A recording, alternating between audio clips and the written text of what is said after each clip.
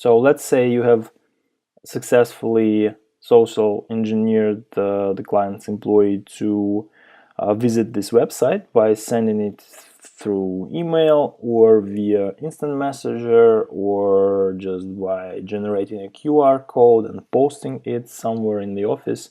This is the channel. This is still very important, but in the end the client arrives at this website and you observe it like this. So we enter username, okay, and some really secure password.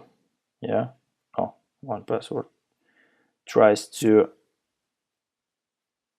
save it for later use, and what you see here is normally the redirect to the legitimate website, right? So it looks like you have tried to enter, but you have been rejected. That happens a lot. You may mistype your password, or something else may go wrong, right? So you are redirected to actual Google website, and you can configure that, right? So you can put this continue into the URL that you first send to the user, okay?